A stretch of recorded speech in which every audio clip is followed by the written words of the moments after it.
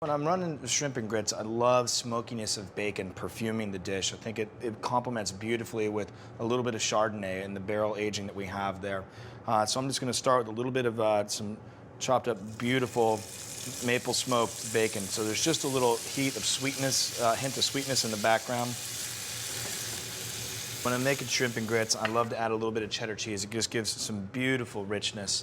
And then just folding this in so that we're getting prepped. So as soon as the shrimp are done, we can go ahead and then plate and then get the wine and the food all to come together when the food is nice and warm. The wine's beautifully at a perfect cellar temperature because, of course, we pulled it out of the wine preservation column. So we're going to add in some finely chopped onions and just let them saute out in a little bit of the wonderfully rendered bacon fat to get that smoky, sweet characteristic in there. And I just like to saute those out just so they become a little bit translucent, a little bit soft, and then just a little stir and folding everything in, and they become caramelized. The starches actually change, and they become sugar, which is just fantastic for what we're after. And you should always cook with great wine. Not too great, but you have to think, if you wouldn't drink it, don't put it in your food. Because you have the same parallel flavors that'll be expressing within the food when you're cooking with the wine. So I always like to use whatever I'm going to drink for dinner, throw a little splash in as well.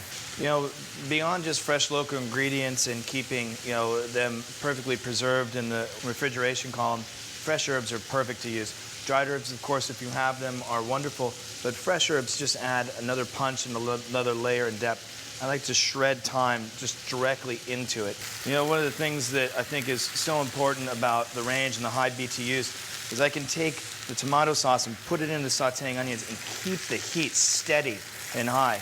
But I really think that when you co-mingle the ingredients, to have that sustained heat just brings it together, binds it, opens up different flavors that I don't think you get if your stove stalls. This is not going to stall. So I think we're really just about ready here. The onions have caramelized, they've co-mingled with the wonderful richness of the bacon. And then we, of course, add a little wine and reduce that down so we have the smokiness, the sweetness of the wine. And then you bring that in with the fresh shrimp from the local area. Everything comes together in just a cacophony of flavor so that when we sit down with our friends and family, we have a remarkable gathering and a wonderful experience together.